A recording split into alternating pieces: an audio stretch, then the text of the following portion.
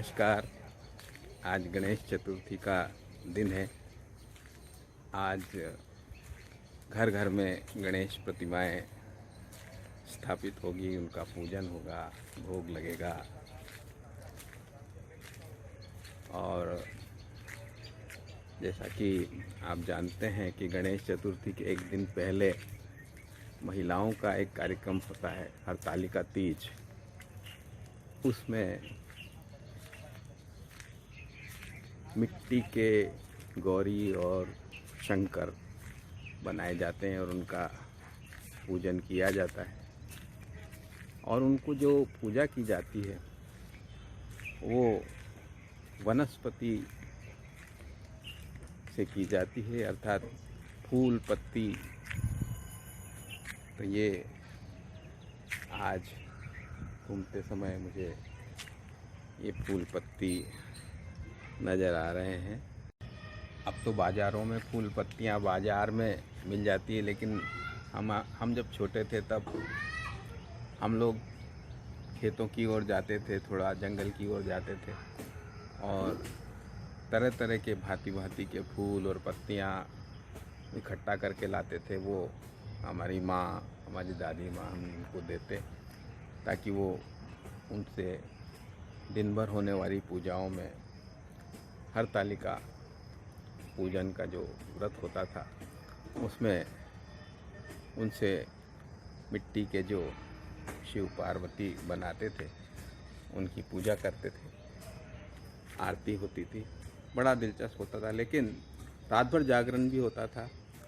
और हम बच्चों को तो दूसरे दिन उत्साह रहता था गणेश चतुर्थी का, क्योंकि एक दिन बाद गणेश जी आते हैं। और रात भर जागते।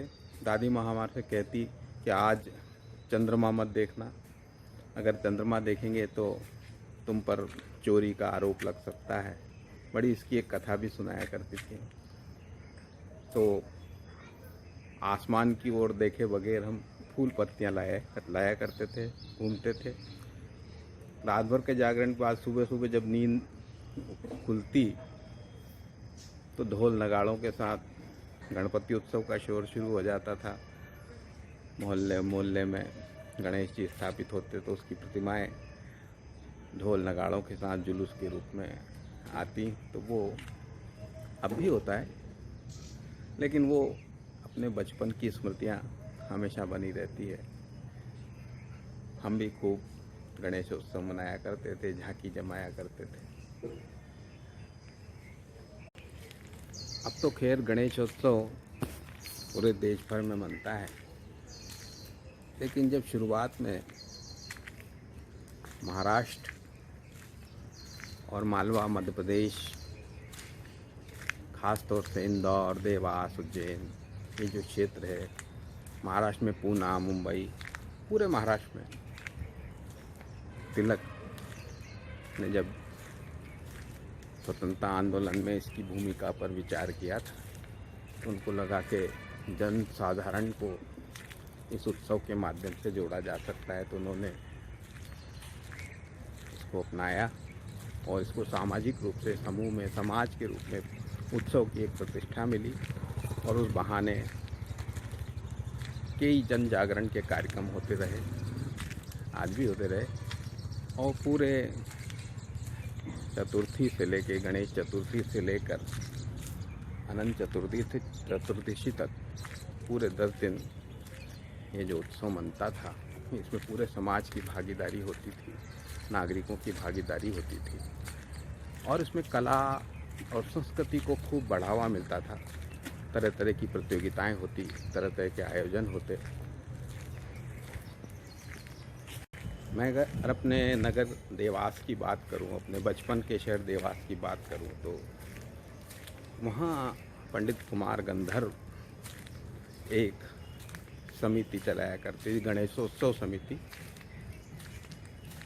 तो उनके माध्यम से जो गणेशोत्सव होता था उसमें हमने ऐसे ऐसे कलाकारों को बचपन में ही सुन लिया था, जैसे बिरजू महाराज का नृत्य भी देखा और बड़े बड़े कलाकारों को उस गणेशोत्सव के कार्यक्रम में शिरकत करते देखा।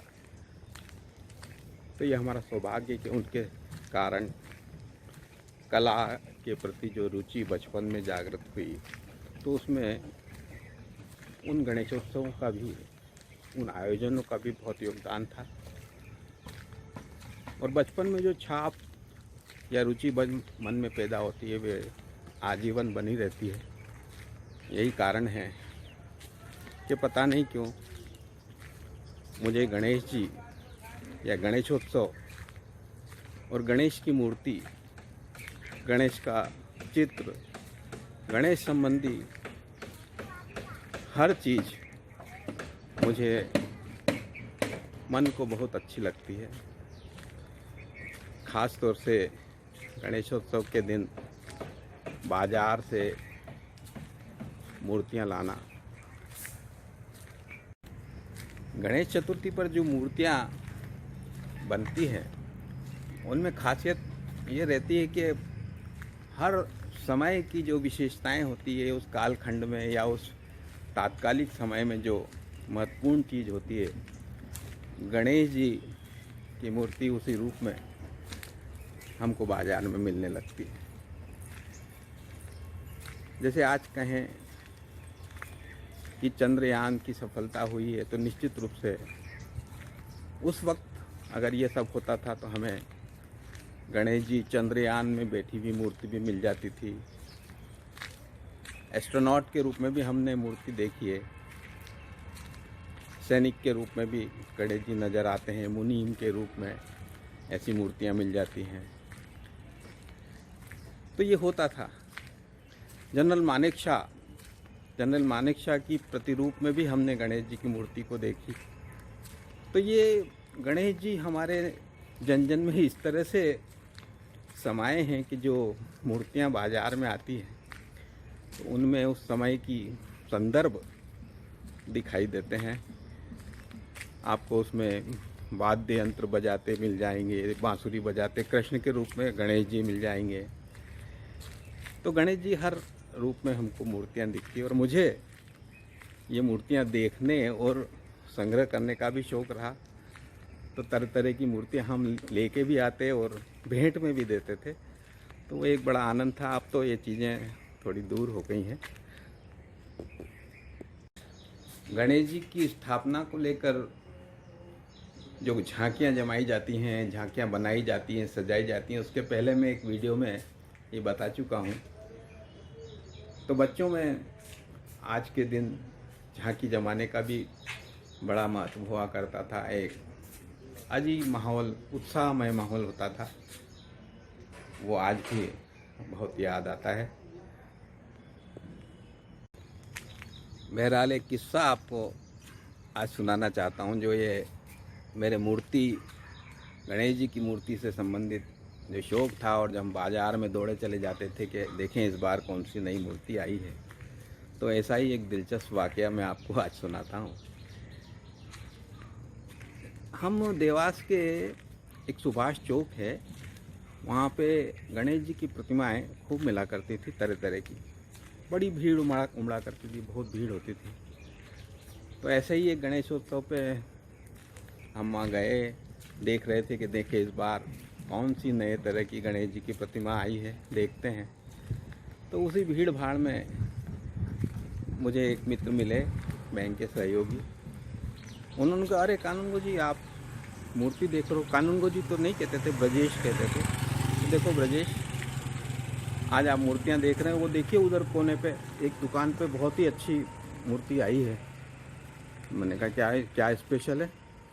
वो बोले कि वो मूर्ति देखिए, अब वो बहुत बढ़िया मूर्ति है, आप देखें वहाँ स्कूटर चलाते हुए गणेश जी आए और गणेश जी की मूर्ति है जो आप देखो। तो हमको बड़ा अच्छा लगा कि देखें।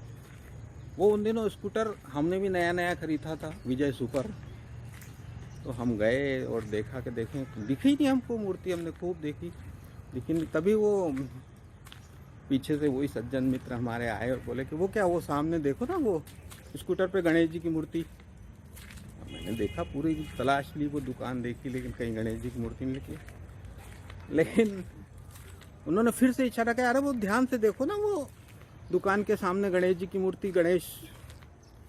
तो मैंने देखा तो हमारे एक दूसरे सहयोगी स्कूटर पर विराजमान थे। करीब उनका 100 किलो वजन होगा और वो स्कूटर पे बैठे मूर्ति का भाव ताव कर रहे थे। तो मुझे ज़ोरदार हंसी आई कि अरे उनका मकसद ये था कि देखो गणेश जी स्कूटर पर बैठे हैं, तो वो हमारे दूसरे मित्र को जिनका बहुत ज़्यादा वेट था, वजन था। खैर बहरहाल, तो वो संस्मरण जब भी याद आता है, वो किस्सा जब भी याद आता है, तो बस चेहरे पे हंसी आ जाती है, हंसी दौड़ जाती है।